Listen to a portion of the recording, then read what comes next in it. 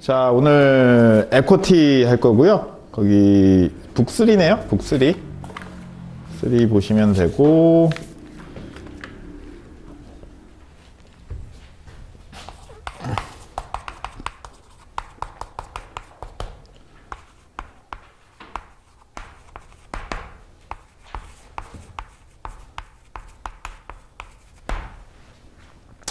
자, 이제 에코티를 이제 제가 할 거고요.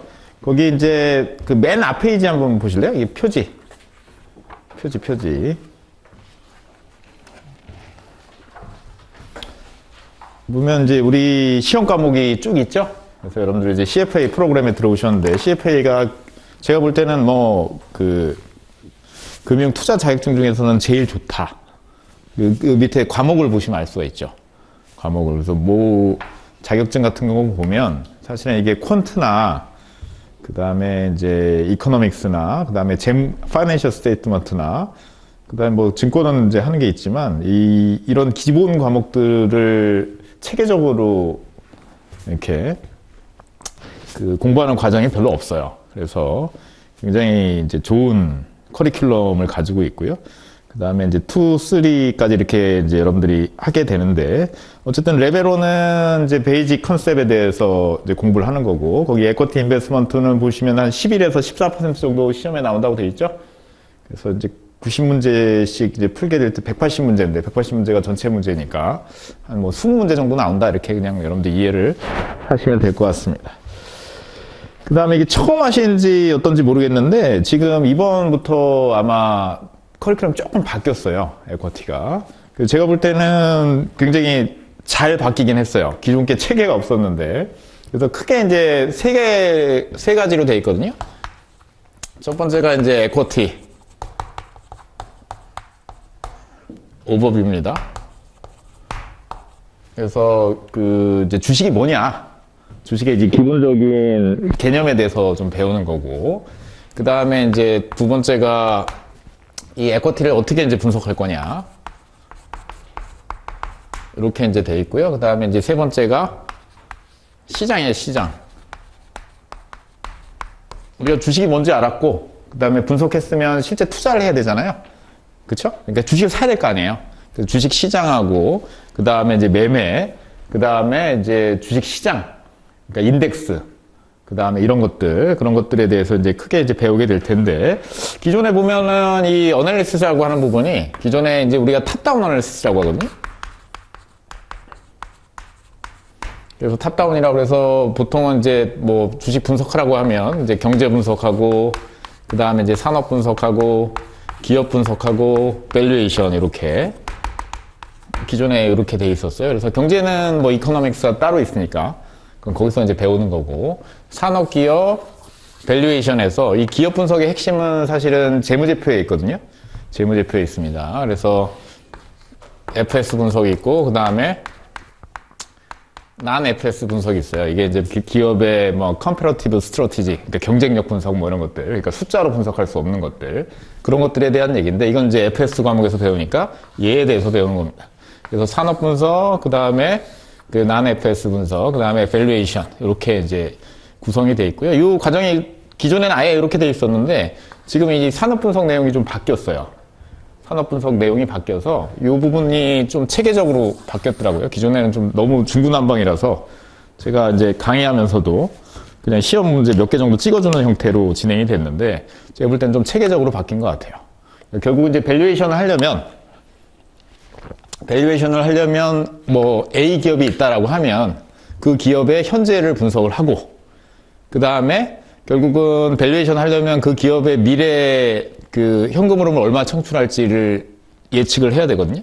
그 예측할 때 이 산업 분석이 필요한 거예요. 그러니까 어떤 산업 환경이나 이어서 다음에 이제 매출을 얼마 창출할 수가 있냐, 미래에. 그런 것들을 이제 분석해서 Future Financial Statement, 그러니까 미래 재무제표를 만든 다음에 거기에서 이제 나오는 캐시플로우를 가지고 이제 밸류에이션을 계산을 하는 그런 형태로 하고 보시면 됩니다. 어쨌든 이건 뭐 배우면서 얘기를 하면 되니까 이렇게 이제 구성이 크게 이제 세 가지 정도를 배우면 되고요. 기초 과정이라고 보시면 됩니다. 레벨 2에 가면 얘가 이제 이 밸류에이션에 좀 초점을 맞추거든요. 그래서 이제 밸류에이션에 대해서 깊이 있게 배우게 되실 거고, 그 다음에 또 레벨 3 가면 이제 포트폴리오 매니지먼트라든지 그거랑 연계해서 이제 에쿼티에 대해서 또 배우게 됩니다. 자, 그래서 어쨌든 에쿼티 인베스트먼트 레벨 1에서는 기초를 배운다라고 생각하시면 됩니다. 크게는 이렇게 돼 있는데, 그걸 이제 저랑 같이 하시면 될 것 같고요. 자, 오늘 어디서부터 할 거냐면 이제 에쿼티 오버뷰부터 할 거고, 여기 이제 어디로 가시냐면,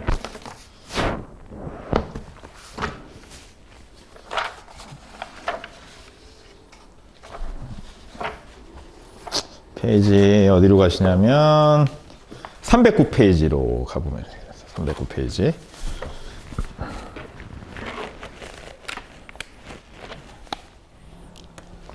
리딩 44번 있죠? Overview of Equity Security 이렇게 보시면 됩니다. 그래서 우리 스웨이저 노트가 뭐 좀 공부하기는 좀 괜찮아요. 특히 레벨 1은 뭐 그냥 얘만 봐도 충분한 것 같고요. 여기서 조금 까다로운 그런 이제 부분들이 있으면 커리큘럼북 있죠? 거기서 이제 문제 정도 좀 풀어보시면서 대응을 하시면 될 것 같고, 그 다음에 아마 2, 3 가시면 커리큘럼북을 좀 많이 병행을 하긴 해야 될 것 같은데, 레벨 1은 뭐 기초 컨셉이기 때문에 이 이제 스웨이저 노트로 공부를 하셔도 좋고, 이게 좀 정리가 좀 잘 돼 있습니다. 자, 거기 이제 모듈 44번 보시면 309페이지 하고 있습니다. 거기 LOS 44.A 보시면 Describe Characteristic of Type of Equity Security 이렇게 되어 있습니다. 그래서 주식이냐 뭔지 먼저 좀 공부를 해볼 필요가 있는데, 자, 우리가 에쿼티 이렇게 얘기를 하는데요. 에쿼티는 이제 우리가 주식이다라고 얘기를 하고요. 주식은 결국 주식회사, 기업에 대해서 이해를 해야 됩니다. 그래서 기업은 이제 뭘 하는 게 기업이냐면 세 가지를 합니다. 세 가지를. 그래서 첫 번째가 이제 오퍼레이팅. 제가 오늘 글자를 좀 잘 못 쓸 수가 있어요. 지금 팔이 뭐 50견에다가 뭐 회전근 파열돼가지고 팔이 여기 이상 올라가지가 않습니다. 그래서 글자가 조금 잘 안 써질 수 있는데 여러분들 좀 이해를 해주시고, 영업이죠, 영업. 오퍼레이팅. 그 다음에 이제 두 번째가 investing. 투자, 그 다음에 세 번째가 파이낸싱. 이 세 가지 활동을 합니다. 이건 뭐 경영이라고 하는 거예요, 저거를. 그쵸? 경영을 하고. 제일 중요한 건 우선 이 오퍼레이팅이죠? 오퍼레이팅. 그래서 비즈니스 모델이 있고요.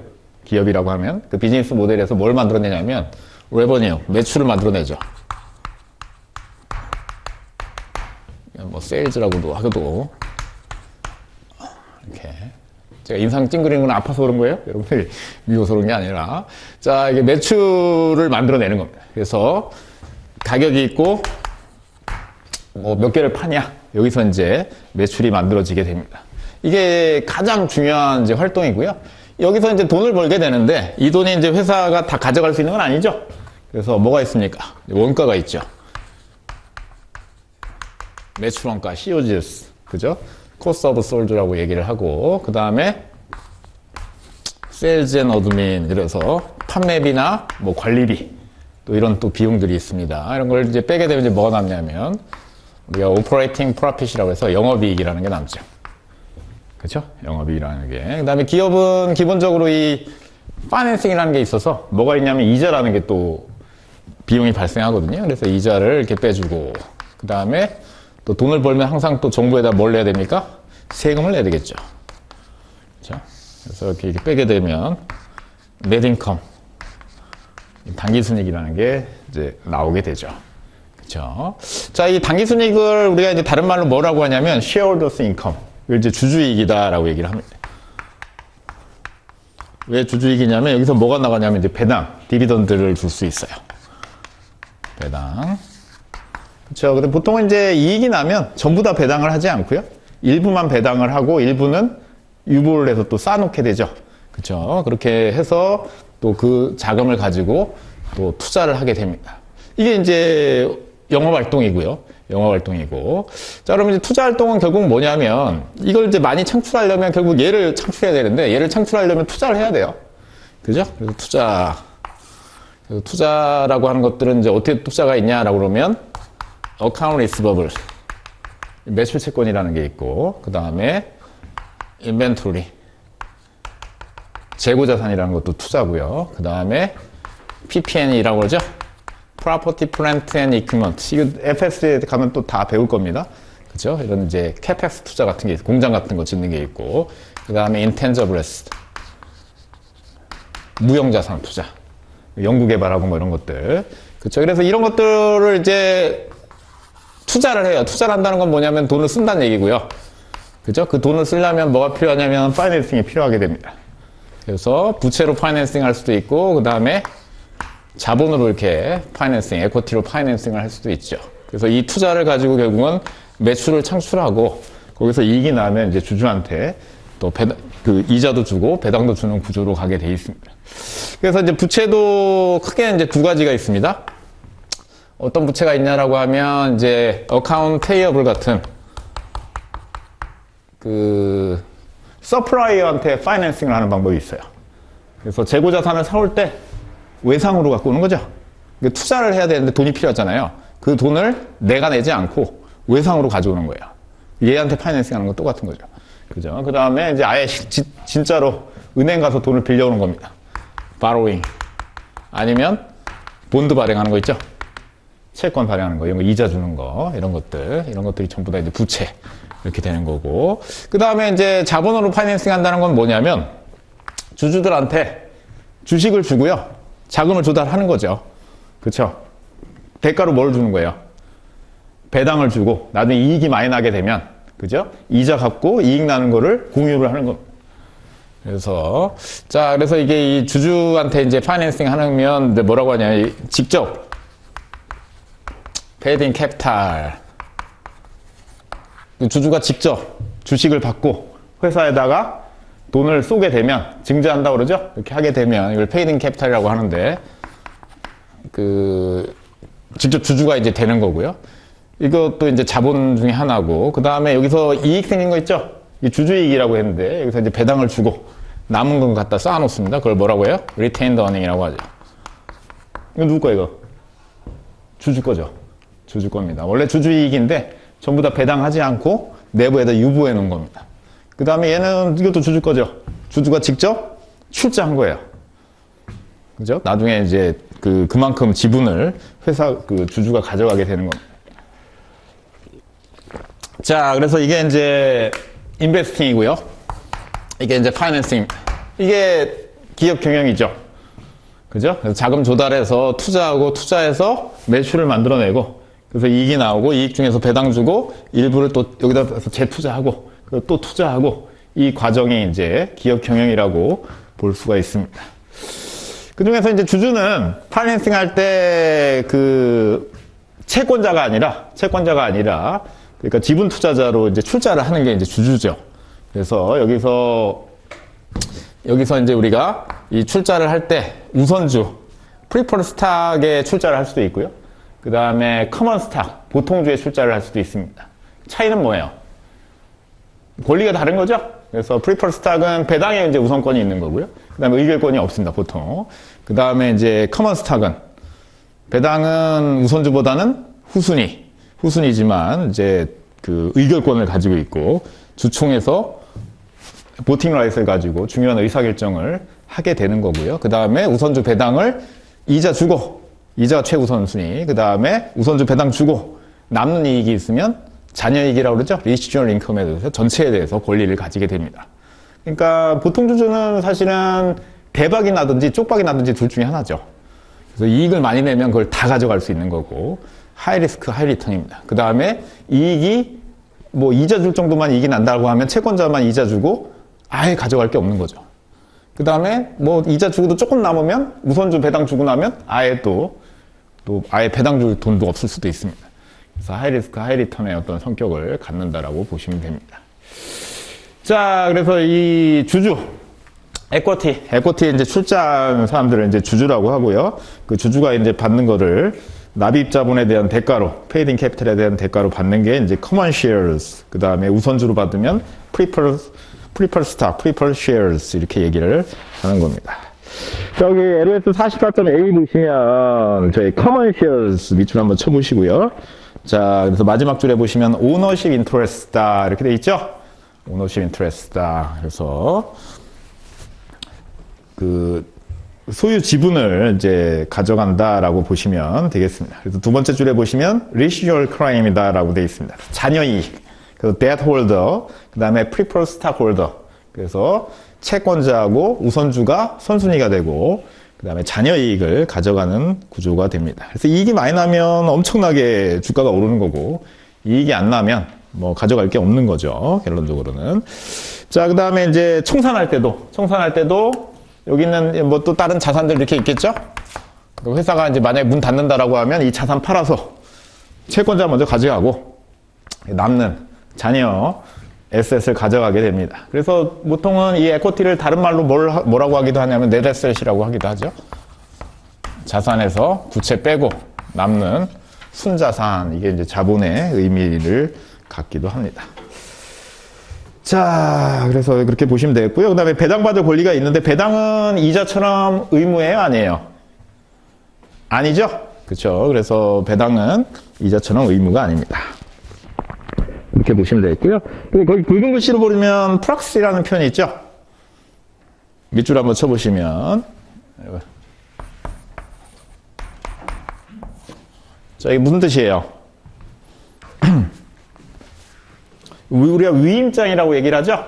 그래서 보팅 라이트이 커먼 쉐어의 가장 대표적인 특징인데, 이제 주총하겠죠. 12월 30일 지나고 내년 한 3월 가면 이제 주총들 12월 결산법인들이 쭉 주총을 할 텐데, 주주의 가장 중요한 권리 중에 하나가 이 의결권입니다.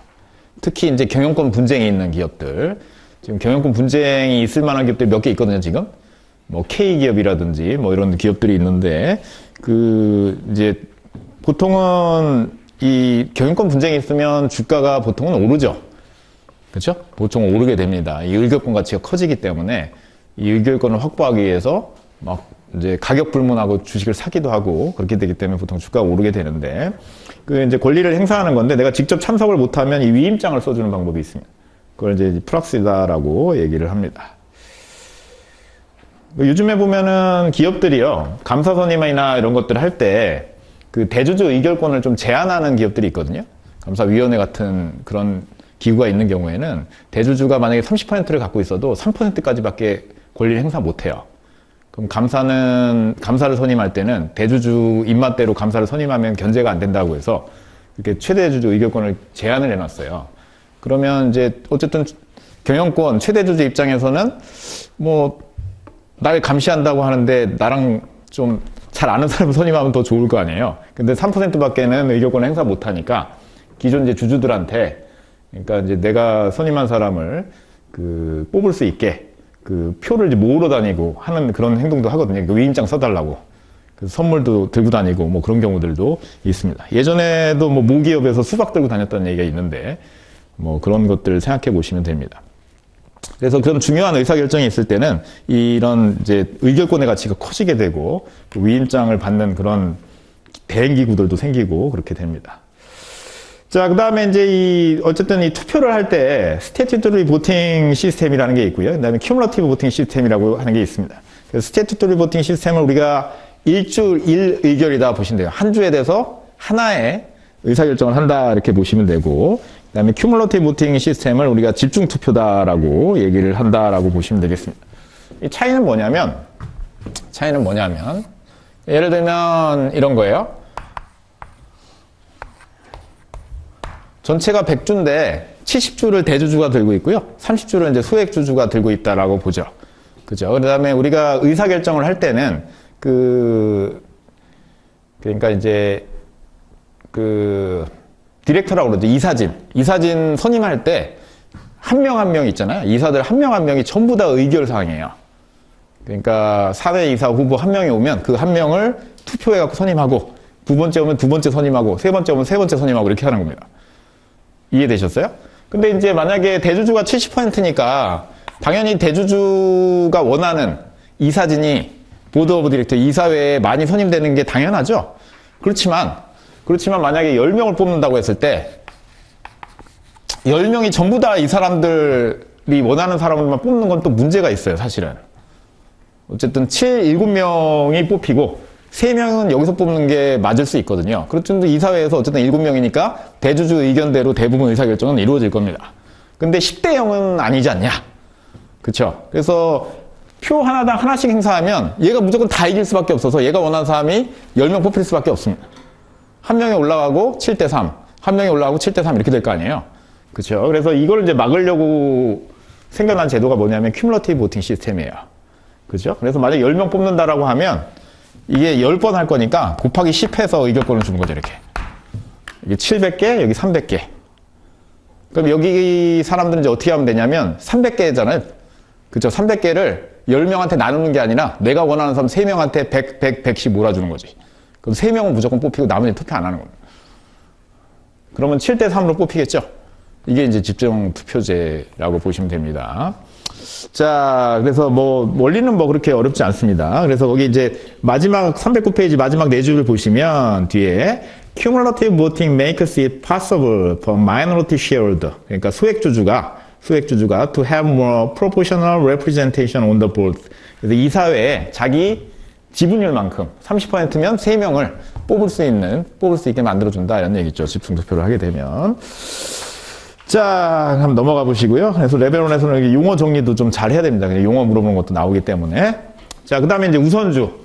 우선주는 우리가 preferred stock, 그 다음에 preference shares 이렇게 얘기를 하죠. 우선주는 그 common stock과 debt, 부채의 중간 성격을 갖는다 이렇게 돼 있죠. 그래서 배당은 우선권이 있는데 뭐 의무는 아니고요. 어쨌든 common share보다는 이제 배당 우선권을 가진다라고 보시면 되겠습니다. 자, 그래서 preference share 같은 경우에는 그 이제 몇 가지 특징이 있는 경우가 있어요. 예를 들면 cumulative preference shares. 이걸 이제 뭐라고 하냐면 누적적 우선주라고 얘기를 하죠. 그러니까 배당은 의무라고 그랬어요? 의무가 아니라고 그랬어요? 의무가 아니죠. 그래서 이익이 나면 배당을 주고 이익이 안 나면 배당 안 주는 거예요. 그렇죠? 근데 기업은 어때요? 경영하다 보면 뭐 경기라는 게 있으니까 비즈니스 사이클이라는 게 있으니까 좋았다 나빴다 이렇게 하니까 이익이 날 때도 있고 안 날 때도 있을 거 아니에요. 그렇죠? 그러면 이자는 무조건 받는 건데 안 주면 부도나니까. 근데 배당은 그 우선주는 주가 올라가 뭐 이익 많이 난다고 더 주는 것도 아닌데 그 이익 안 났다고 안 주면 너무 억울하잖아요. 그렇죠? 그래서 나온 게 뭐냐면 cumulative preference share입니다. 그래서 이 배당을 못 받으면 누적했다가 이익이 났을 때 한꺼번에 받는 거죠. non-cumulative는 못 받으면 땡 이렇게 되는 겁니다. 그러니까 자본시장은 공짜가 없으니까 cumulative preference share가 non-cumulative preference share보다 훨씬 더 좋은 조건인 거죠. 그죠? 나중에 보면 이 누적적 우선주인데 계속 적자 나는 애들이 있어요. 그럼 나중에 배당은 그냥 만약에 이익 나면 폭탄으로 받는 경우가 있는데 근데 이제 한번 마치 간해가 좋아지기가 쉽지는 않죠. 그죠? 그래서 한번 이익만 나면 대박 날 것 같은데 이익이 안 나는 그런 경우도 이제 생길 수는 있습니다. 자, 그 다음에 두 번째는 뭐냐면 participating preference share입니다. 얘는 뭐냐면 참가적 우선주라고 얘기를 하죠.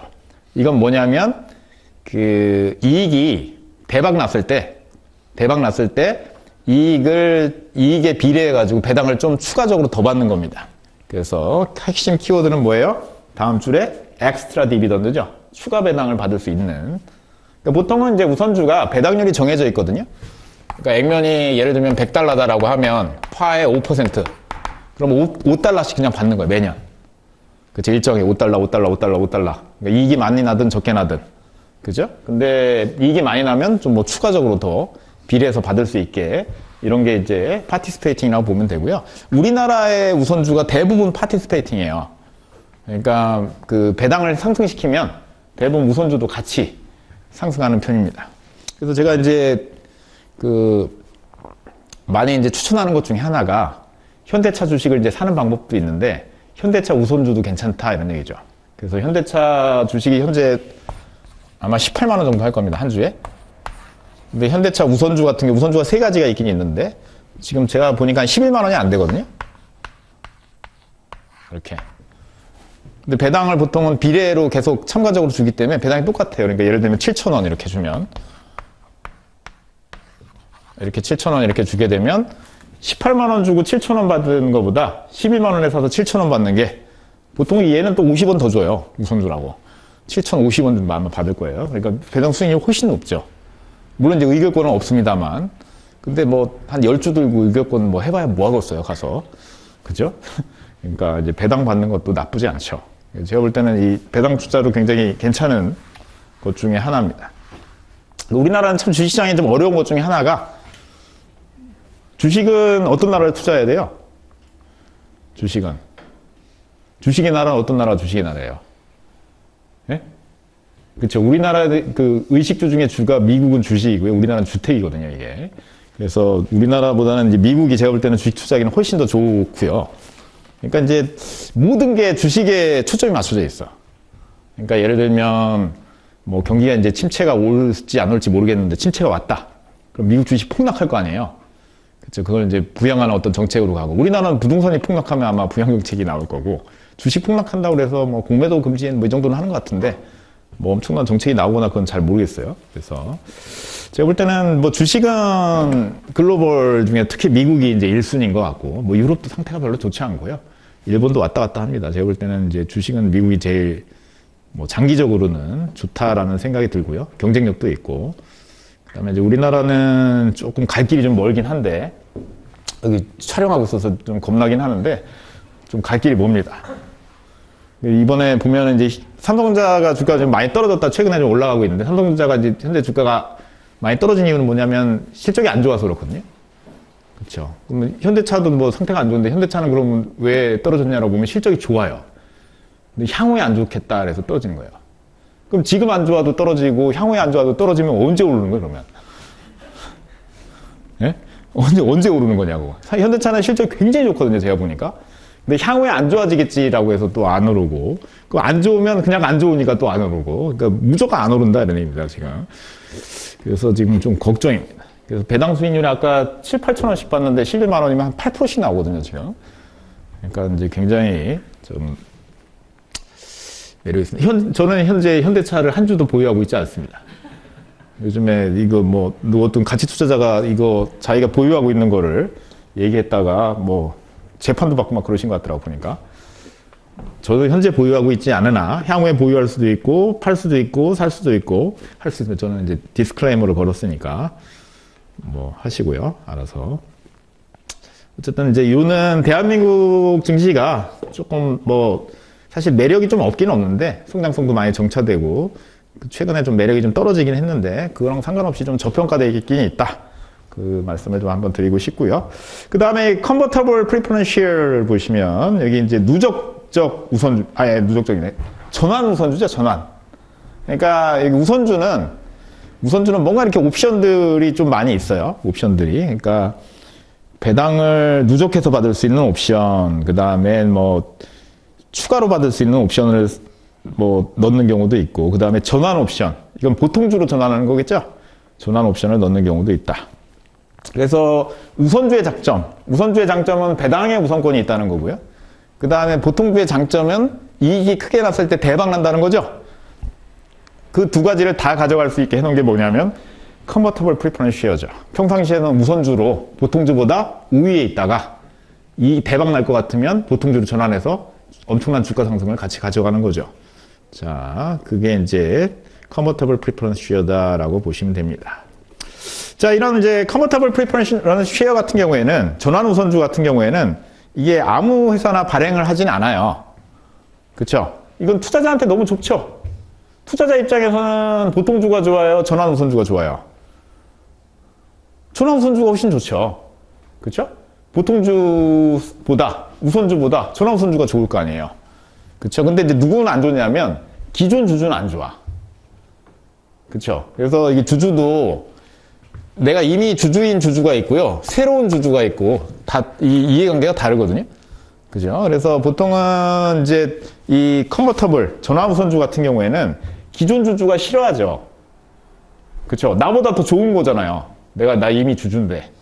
그러니까 이 전환 우선주는 그 정상적인 회사에서는 그렇게 쉽게 발행이 되지 않습니다. 그 삼성전자 전환 우선주 발행했다는 얘기 들어보신 적도 없을 겁니다, 아마.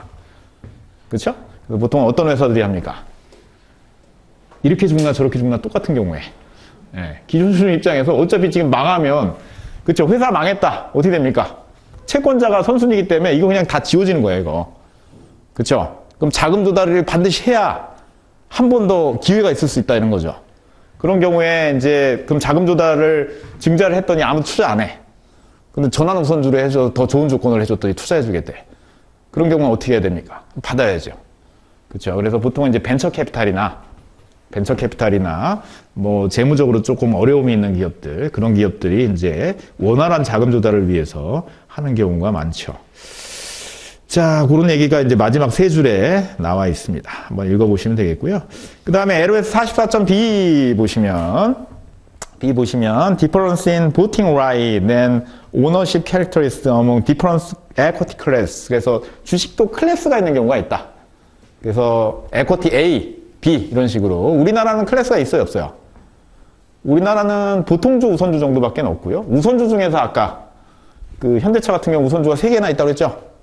우선주, 뭐 1우비, 뭐 3우비, 뭐 이렇게 해가지고 3개씩이 있는 경우가 있는데 그런 게 이제 클래스라고 보면 되고요.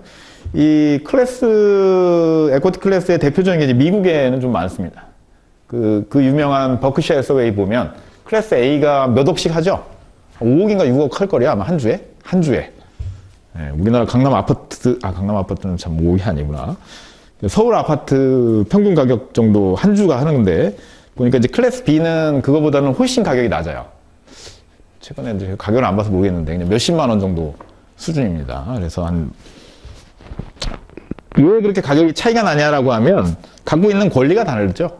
그죠? 라이트 다릅니다. 그래서 의결권이 한 200배 정도 차이 날 겁니다. 그래서 그런 식으로 이제 그 주어진 권리가 다르고 클래스로 이제 분류해서 발행을 할 수도 있다. 그 정도만 뭐 이해를 하시면 될 것 같습니다. 자, 그 다음에 이제 311페이지 보시면 거기 LOS 44.C 보시면 자, 이것도 뭐 시험에 잘 나올 수 있죠? Public and Private Equity. 그죠? 무슨 뜻이에요? 상장 주식이고 하나는 비상장 주식이죠. 우리가 equity investment라고 표현을 하면 아무 조건을 달지 않고 equity investment가 의미하는 건 뭐냐면 public equity입니다. 상장 주식. private equity는 equity 투자가 아니에요. 뭐라고 하냐면 alternative investment라고 합니다. 그러니까 결국은 투자에 따르는 그 위험, 리스크하고 그 리턴 프로파일이 완전히 달라요. 상장 주식하고 비상장 주식은. 그렇기 때문에 이제 비상장 주식 투자는 아예 좀 카테고리가 다르다라고 이해를 하고 가시면 되고요. 그럼 상장 주식과 비상장 주식의 차이는 뭐냐? 거기 네모칸 7개가 나와 있죠? 자, 그래서 이제 가장 중요한 거 1번에 보시면, 첫 번째 보시면, 리퀴더티. 뭐예요, 이게? 리퀴더티는 뭐예요? 유동성이죠, 유동성. 그래서 유동성의 차이. 당연히 상장 주식이 비상장 주식보다 훨씬 더 원활하게 팔 수 있겠죠? 그죠? 그 다음에 그 비상장 주식은 두 번째 보시면 이 가격이라는 게 없기 때문에 그냥 협의해서 팔아야 됩니다. 협의해서. 최근에는 뭐 비상장 주식도 이게 거래할 수 있는 그 앱 같은 것들도 나오고 해서 조금 예전보다 나아졌지만 뭐 큰 차이는 없습니다. 어쨌든 거래하기 좀 어렵고요. 그 다음에 굉장히 또 중요한 것 중에 하나가 뭐냐면 이제 정보죠, 정보. Financial Disclosure라고 되어 있는데 상장 주식은 3개월마다 재무제표를 공표해야 되죠. 그 다음에 중요사항이 있으면 전부 다 Disclosure, 공시를 해야 됩니다. 공시 안 하면 뭐 불성실 공시법인으로 뭐 벌점도 먹고 뭐 이제 페널티도 내고 막 이렇게 되는데 근데 비상장 주식은 그런 제한이 없죠. 그렇죠? 그래서 조건만 맞으면 그 조건만 충족하면 1년에 한 번씩 감사 보고서 정도만 내면 되고 공시가 아예 없지요. 없습니다. 그런 이제 정보에 큰 차이가 있고요. 그 다음에 lower reporting cost. 그러다 보니까 당연히 비용이 적게 들겠죠? 비용이 적게 들고 이게 이제 그 상장 회사는 이 IR 팀이라고 하잖아요. 그 주주들이 전화하면 전화 받아주고 이런 사람들도 있고 해야 되다 보니까 확실히 비용이 더 많이 들어가긴 합니다. 근데 우리나라는 상장해 놓고 그 궁금해하고 전화하면 전화 받는 사람이 없는 회사도 되게 많아요. 그죠? 그래서 뭐 전화 뭐 받지도 않고 뭐 이렇게 이제 형식적으로 IR을 운영하는 경우가 많은데 제가 볼 땐 그런 경우에 굉장한 페널티를 줘야 돼요, 사실은.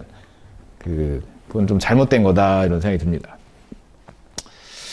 자, 그 다음에 이제 굉장히 중요한 것 중에 하나죠. 그 다음에 거기 corporate governance 이렇게 있습니다. governance. 뭐 우리나라 말로는 뭐 기업 지배구조다라고 표현하기도 하고, 지배구조라는 말이 마음에 안 든다고 그래서 그냥 거버넌스라고 표현하기도 하는데, 이게 이제 코퍼레이트 거버넌스, 그러니까 뭐 의사결정 구조라고 보시면 되겠죠. 그래서 아무래도 비상장 회사는 의사결정이 이사회나 이런 걸 통해서 투명하게 이루어지겠어요? 아니면 자기 마음대로 이루어지겠어요? 자기 마음대로 이루어지죠. 그죠? 제가 뭐 농담처럼 저희 와이프가 이제 직장 그만뒀습니다만 예전에 다니던 회사를 맨날 그 뭐라고 하는데, 제가 볼 때는 정말 그 사기업은 자기 마음대로 해요. 그렇죠. 실적이 좋아도 보너스가 안 나오는데 그 김연아 선수가 밴쿠버 올림픽에서 금메달 땄을 때 사장님이 흥분해가지고 보너스를 주더라고 보니까. 그렇죠. 그런 식으로 운영된다니까. 네. 그러니까 이게 이제 뭐 그 이제 작은 왕국인 거죠. 대표에서 자기 마음대로 하고, 그 다음에 뭐 그 특정 종교를 거기 뭐 믿고 있던 대표님이, 그러니까 이제 신입사원한테 그 종교랑 관련된 대학을 강력하게 이제 추천해서, 그렇죠. 강력하게 추천하면 가야 돼요, 말아야 돼요. 회사를 계속 다닐 건지 말 건지 고민하게 만드는 그런 이제 별게 다 있는 그런 이제 상황이 됩니다. 이제 상장회사는 뭐 그런 식으로 이루어지기는 굉장히 어렵고요. 근데 작은 상장회사들은 큰 차이는 없는데, 어쨌든 이제 뭐 상장회사들은 그렇게 이제 하기는 굉장히 어렵습니다. 자, 근데 이게 사실은 근데 또 장점이 되기도 해요. 그러니까 만약에 기업 경영자가, 오너가 굉장한 이제 리더십과 강력한 이제 목표의식이 있게 되면, 상장회사는 이게 중간중간에 주가 때문에, 주가가 떨어지거나 이렇게 되면 뭐 민원도 들어오고 막 이렇게 하기 때문에 굉장히 장기 결정을 하기가 어려운데, 비상장회사는 그런데 영향을 안 받잖아요. 어차피 내 거고. 그렇죠? 그러니까 장기적 의사결정을 하기는 좀 좋은 장점도 있긴 있습니다. 제가 볼 때 유일한 장점인 것 같아요, 이게. 그 6번째, 7번째가 두 개가 장점인데, 7번째도 장점은 장점이죠. 어쨌든 long term prospect, 그래서 장기적인 계획을 세울 수 있다는 게 굉장히 큰 장점이고요. 그다음에 두 번째 장점은 이제 비상장 회사가 이런 단점들 때문에 뭐 가격이 좀 낮은데, 상장하면 보통 가격이 많이 오르죠, IPO 하면. 그래서 이제 그런 것들이 이제 두 가지가 장점이라고 보시면 되고, 대부분은 다 약점이다라고 보시면 됩니다. 자, 그러면 이제 비상장 투자는 뭐가 있냐? 벤처 캐피탈 투자가 있고요. 그 다음에 레버리지 바이아웃이 있고, 그 다음에 매니지먼트 바이아웃이 있고, 그 다음에 파이프라는 게 있는데, 이게 다 얼터너티브 시간에 배울 거니까 그때 이제 한번 참고를 해보시면 됩니다. 자, 문제 한번 풀어볼게요. 거기 312페이지. 자, 1번. Advantage of participating preference share. participating의 핵심 키워드는 뭐예요? extra dividend죠. 그죠? 추가 배당이 가능하냐? B번 찍으시면 되겠고요. 그 다음에 2번. 자, cumulative share voting. 뭐예요? minority shared with proportional representation on the board. 그래서 소액주주가 자기 지분율만큼 이사회의 멤버를 선임할 수가 있게 되겠죠. 네, 2번 찍으시면 되겠고. 3번. 퍼블릭 에쿼티. 퍼블릭 에쿼티랑 비교를 해서 프라이빗 에쿼티의 특징이 리스트라이클이니까 아닌 거네. 그렇죠? 아닌 거. 이게 사실 이게 컴퓨터 시험으로 바뀌어가지고, 예전에 페이퍼로 시험으로 볼 때는 이게 리스트라이클이냐 모스트라이클이냐 밑줄 한번 쫙 긋고 실수를 안 할 수 있게 이렇게 되는데, 이 컴퓨터로 바뀌어서 이런 걸 좀 주의를 하셔야 됩니다.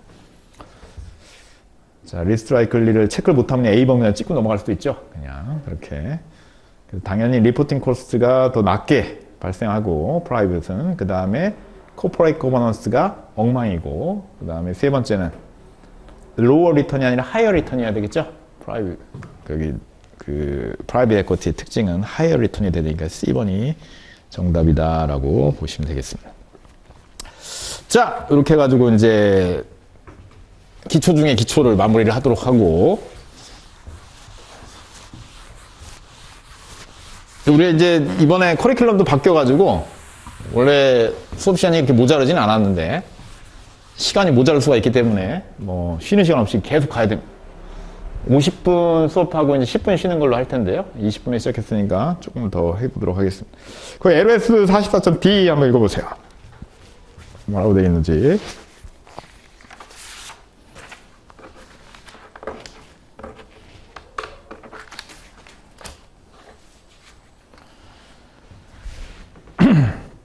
자, D 읽어보면 non-domestic equity. non-domestic equity가 뭡니까? 국내 주식이 아닌 거죠? 그러니까 뭐예요? 해외 주식이네, 해외 주식. Foreign equity 투자를. 그러니까 제가 아까 한국에서는 어쨌든 미국 주식은 non-domestic equity죠? 자, 그래서 미국 주식에 관심을 가져야 된다, 이런 얘기입니다. 당장 투자하지 않아도 장기 투자의 이제 핵심은 이제 미국 주식에 있다라는 생각이 들고요. 우리나라도 빨리 그렇게 바뀌어야 되는데, 어쨌든 이제, 그래도 원래 홈바이어스라는 게 있거든요. 해외 주식에 투자하려면, 여기 이제 다이렉트 인베스팅이 있는데, 313페이지에, 해외 주식에 투자하려면 직접 투자, 다이렉트 인베스팅을 하려면 뭐가 필요하냐면, 환전을 해야 돼요, 환전. 그죠? 커런시 문제 때문에. 그러니까 이제 달러로 환전해야 된다는 거죠. 제가 2008년에 금융위기가 왔을 때, 제 사수랑 뭘 하려고 했냐면, 버크셔 해서웨이를 살려고 했거든요, 실제로. 한 1억 2천만 원 정도 하고 있다가, 그 금융위기가 와가지고 그때 한 7천만 원 정도까지 떨어졌어요. 이게 실제 7천만 원은 아니고, 그러니까 그 달러 기준으로, 그러니까 뭐 예를 들면 뭐 그 12만 달러였던 게 예를 들면 7만 달러로 떨어졌던지 그런 거죠. 그렇죠. 그러니까 환율이 1,000원이었으면 그냥 1억 2천에서 그냥 7천만 원으로 떨어진 거니까 그냥 사면 되는 건데. 근데 이제 금융위기가 오니까 이제 뭐가 문제냐면 환율이 한 900원, 1,000원 하고 있었는데 이게 1,500원 되더라, 이런 얘기. 그러니까 내가 만약에 미국에 있었으면 그냥 떨어진 가격에 그냥 돈이 있으면 좀 장기 투자 해보자고 살 수 있는데 해외에 있으니까 환전하려고 보니까 1달러 1,000원 하던 게 1,500원으로 올라 버려가지고 환전을 하니까 디스카운트 효과가 하나도 없는 거예요. 금융위기가 왔는데. 결국은 어떻게 됐냐? 못 샀다, 이런 얘기입니다. 못 샀다. 그러니까 원래는 7천만 원이어야 되는데 그 효과 때문에 1억을 넘게 줘야 돼. 1억 500만 원이다, 이런 얘기죠. 그래서 원래 1억 2천만 원이었던 거를 1억 500만 원에 살려니까 배가 아파갖고 살 수가 없다라는 거지. 그때 우리나라 코스피 지수가 2천 하던 게 어디까지 갔냐면 890인가까지 떨어졌거든요. 차라리 그냥 뭐 삼성전자 사고 말지 꿈에 그리던 벙커시에서 살 수가 없더라는 거지. 그러니까 이제 직접 투자하게 되면 가장 큰 문제 중에 하나가 foreign currency, 환율이 문제입니다. 환율. 특히 우리나라 같은 경우에는 이제 환율 변동성이 크다 보니까 그런 게 좀 문제고요. 그 다음에 이제 우리가 CFA 공부할 때 여러분들이 시험 보는 사람들이니까 주의해야 될 것 중에 하나는 뭐냐면 이 커리큘럼은 영국하고 미국 중심으로 쓰여 있다는 걸 잊으면 안 돼요. 이해되셨어요? 그래서 도메스틱 에쿼티가 미국 시장이고요. 그 다음에 그 foreign equity가 한국이에요. 예를 들면. 그럼 어떻게 됩니까? 미국은 전 세계에서 가장 유동성이 좋고 그 다음에 뭐 시스템이나 이런 정비가 잘 돼 있다라고 볼 수 있겠죠. 그러다 보니까 이제 두 번째처럼 foreign stock exchange may be illiquidity 이렇게 표현하는 겁니다. 그러니까 미국 시장 중심으로 보니까 해외 시장은 다 illiquid일 거 아니에요. 그 다음에 이제 세 번째 보시면 reporting requirement less strict. 그러니까 미국 시장은 뭔가 엄격하고 잘 돼 있는데 해외는 잘 못 믿겠다, 이런 얘기죠. 그렇죠. 그런 것도 고려해야 된다, 이런 얘기고. 그 다음에 네 번째 보시면 뭐 regulation 이런 것들. 그러니까 우리나라는 상한가라는 게 있죠. 얼마 전에 영풍재지라는 회사가 우리나라 신기록을 세웠습니다. 7번 연속 하한가. 그렇죠. 그래서 이게 예전에 루브라는 회사가 13번인가 한번 하한가 친 적이 있는데 그때는 하한가의 하단이 15%인가 그랬는데 지금은 30%, 상하한가 30%죠. 30%에서 7번 연속 하한가 친다는 건 대단한 거죠. 5만 원 하던 게 거래량이 어디서 터졌냐면 4천 원에서 터졌어요. 10분의 1 토막이 나서. 그게 결국 왜 생긴 거냐면 상한가 때문에 생긴 거지. 만약에 미국 시장이었으면 저는 그렇게까지 안 떨어졌을 수 있다고 생각해요. 뭐 떨어졌을 수도 있긴 있지만 어차피 주가 조작했기 때문에. 미국 시장이면 그냥 하루에 그냥 5만 원 하던 게 그냥 만 원에 거래돼 버리면 그러면 오히려 좀 거래가 이루어지고 할 수도 있는데 그냥 하한가에 그냥 물량이 3천만 주씩 걸려 있으니까 사려고 마음먹은 사람도 내일이면 더 떨어질 텐데 사겠어요, 그거를? 그러니까 이제 상한가라는 게 좀 그런 측면도 있는데, 그러니까 중요한 건 뭐냐면 그건 우리나라의 제도라는 거죠. 만약에 해외 사람이 우리나라 와서 거래를 한다라면 그런 걸 이해를 해야 돼요. 그 다음에 우리나라에서 또 미국에 투자한다라면 상한가가 없다는 걸 또 이해해야 되죠. 그렇죠. 그래서 그런 것들을 이해해야 되고, 그 다음에 우리나라는 밥을 먹고 투자합니까? 밥을 먹지 않고 투자합니까? 밥을 먹지 않는다, 이런 얘기입니다. 무슨 얘기냐면 점심시간에도 장이 멈추질 않는다. 전 점심시간에 살짝 거래하는 걸 좋아하거든요. 그러니까 좀 불 붙었을 때는 좀 자제했다가 점심시간에 보면 좀 자제될 때도 있고, 그쵸. 그 장이 멈추질 않으니까. 근데 이제 홍콩이나 이런 시장은 점심시간은 장이 또 멈추죠. 그죠. 그래서 그런 것들을 이제 해외에 투자하게 되면 그런 시스템을 잘 이해를 해야 된다, 이런 얘기입니다. 결론적으로 직접 투자하는 건 좀 골치 아프네. 환전도 골치 아프고, 그 나라 뭐 시스템 이런 것도 다 이해해야 되니까. 그죠? 그 다음에 또 우리나라에서 미국에 투자하려면 어떻게 해야 돼요? 제가 미국 투자한 것 중에 대부분이 잘 됐거든요. 최근에 건 좀 잘 안 되긴 했는데 어쨌든 굉장히 좋은 편인데, 좋은 이유 중에 하나는 뭐냐면 저는 밤에 일어나질 못하거든요. 한번 매수해 놓으면 비자발적으로 2, 3년씩 투자하다 보니까 대부분 잘 돼 있어. 그 다음에 또 외국 주식을 투자하면 외국 주식에 어디 잡주를 골라서 투자하는 건 굉장히 어려운 일이에요. 누구나 아는 이제 우량주를 좀 고르게 되고, 또 장기 투자하고 하다 보니까 저절로 잘 되더라, 이런 얘기. 저절로. 그 얘기는 이제 뭐냐면, 이제 시차 이런 것까지 하기 때문에 좀 쉽지 않다는 거죠. 그렇죠? 그래서 여러 가지 어쨌든 단점이 있다. 그걸 이제 보완할 수 있는 방법은 뭐냐라고 보면, 여기 보시면 디파이터럴 리시트에서 DR이라는 게 있다는 거죠. DR. 그래서 직접 투자하지 않고요. 직접 투자하지 않고, 이걸 이제 그 뭐 예탁 증서라고 해야 되나, 우리나라 말로 하면 이제 DR에 투자하는 방법이 있다, 이런 얘기죠. 그럼 얘는 이제 어떻게 하는 거냐면, 예를 들면 삼성전자가 있는데, 삼성전자가 예를 들면 뭐 한 700만 주, 700만 주를 이렇게 발행을 해요. 발행을 하면 DR뱅크 이런 게 있어요. 뭐 JP모건이나 뭐 CT나 이런 데서 얘를, 이 원주를 여기다 이제 예탁을 해놓고 이거를 다시 뭐 현지 통화나 이런 걸로 다시 발행을 하는 겁니다. 그래서 700만 주를 발행을 해도 되고요.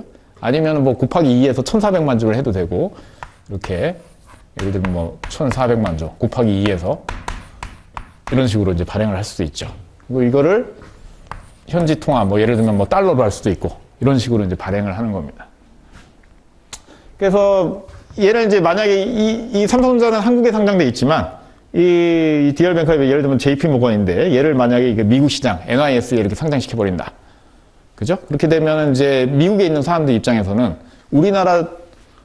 우리나라 증시에서 그냥 달러로 된 걸 그냥 사다 보니까 환전할 필요도 없고, 그 다음에 밤에 일어나서 투자할 필요도 없죠. 그쵸? 그 다음에 상한가 이런 것도 없고. 그러니까 자기네 이제 시스템에 맞게 그냥 자기네 룰에 맞게 이제 거래를 할 수가 있게 되는 거죠. 이해되셨어요? 그러니까 이걸 이제 뭐라고 하냐면 DR이라고 한다, 이런 얘기입니다. 자, 그래서 DR은 크게 보면 GDR이라는 게 있고요. 그 다음에 이제 ADR이라는 게 있다, 이런 얘기죠. ADR. 둘 다 이제 달러로 발행을 하는 건데, 핵심은. GDR은 미국 외에서 달러로 발행한 거고요. ADR은 미국에서 달러로 발행한 걸 이제 ADR이라고 얘기를 합니다. 그래서 한 장 넘겨보시면, 여기 뭐, NYSE, 나스닥, 아멕스 뭐 이런 거 있죠? 미국 시장. 그래서 미국의 금융감독원을 뭐라고 그래요? SEC라고 그러죠? SEC에다가 증권신고서 제출하고, 뭐 상장하고, 이렇게 이제 하면 이제 ADR이 되는 거고요. GDR은 이제 미국 외 시장에서 뭐 런던이나 뭐 룩셈부르크나 뭐 이렇게 그 상장하는 경우를 얘기한다라고 보시면 되겠죠. 하나 궁금한 게, 여기 이제 예를 들면은 이제 투자자들이 투자를 할 텐데 이 투자자들은 요거 투자를 하게 되면 뭐 배당은 당연히 받겠지만 의결권이 있을까? 의결권이. 원주는 여기 있는데. 그죠? 의결권이 있을까? 그게 궁금하죠? 이거 있어요, 없어요? 있어요, 없어요? 그래서 거기 이제 313페이지 보면 있도록 발행하는 경우도 있고 없도록 발행하는 경우도 있다는 얘기입니다. 있는 경우가 뭐냐면 스판서 DR이고요. 그 다음에 언스판서 DR은 사실 의결권이 거의 없는 거예요. 여기서 이제 행사해버리는 거고. 스판서 DR은 처음부터 아예 해외 발행 목적으로 저런 식으로 이제 구조를 짜는 거고요. 언스판서 DR은 이제 투자만 할 수 있게 하고 실제 의결권은 이제 부여되지 않는 경우다라고 보시면 됩니다. 자, 그러면 어쨌든 DR에 투자하게 되면 좋은 게 뭐냐면은 예를 들면 ADR이나 GDR 같은 경우에는 달러로 돼 있으니까 해외 투자자들 입장에서 삼성전자 투자할 때 환전을 안 해도 되는 거잖아요. 원화로. 원화는 환율 변동이 심한 통화 중에 하나거든요. 그쵸? 그러면은 이제 환율의 노출이 아예 안 되는 거예요? 아니면 조금이라도 되는 거예요? 환율에. 환전을 안 해도 되니까. 환율에 아예 영향을 받지 않는다. 시험에서 그런 게 시험에 나온 적 있죠. 그죠? 우리가 이제 시험 보는 요령 중에 하나죠. 그게. 전혀 영향을 받지 않는다라는 말은 뭐 그렇게 좋은 느낌은 아니죠. 그죠? 그래서 어쨌든 중요한 건 뭐냐면 이게 해외 주식이잖아요. 그렇죠. 그래서 환전하는 번거로움은 없지만 환율에 영향이 없지는 않을 겁니다. 그렇죠. 해외 주식이기 때문에 당연히 이제 삼성전자 실제로 뭐 경제적으로라도 달러가 상승하거나 하락할 때 기업 실적에도 영향을 주게 되고 여러 가지 영향을 줄 거기 때문에 환율에 전혀 영향이 없다라고 하는 건 맞는 말은 아니겠죠. 자, 그런 말도 이제 중간에 읽어보시면 있을 겁니다. 나중에 한번 읽어보시고요. 자, 그렇게 이제 보시면 중요한 거는 다 한 것 같고, 뭐, 용어 두 개가 있으니까 거기 314페이지 GRS. GRS는 조금 더 다른 건데, 이거는 주식시장 두 개에 다른 통화로 상장을 한 겁니다. 다른 통화로. 예를 들면 뭐, 지멘스가 유로 기업이죠. 독일 기업인데, 유로로 이제 예를 들면 뭐, 유럽 시장에 상장을 하고, 뭐 예를 들면 일본에 엔화로 상장했다든지, 뭐 그런 식으로 다른 통화 두 개로 이제 상장되어 있는 경우입니다. 그래도 서로 팔 수 있어갖고 사실 환전을 안 해도 돼요. 다른 통화로 돼 있음에도. 그런 경우를 얘기하는 거고요. 이제 달러가 아닌 경우라고 보시면 되겠고. 그 다음에 이제 Basket of Listed Depository Receipts, 그래서 BLDR이라고 돼 있는데, 요즘 시대를 뭐라고 하냐면, 이제 뮤추얼 펀드가 가고요. ETF 시대라고 그러죠. 그죠? 그래서 ETF. 그래서 ETF를 이제 BLDR이라고 합니다. 그래서 DR을 가지고 ETF를 만들면 이걸 이제 BLDR이라고 하는 거죠. 그러니까 예를 들면 우리나라 주식 중에 대표 주식들이 해외 DR로 많이 돼 있거든요.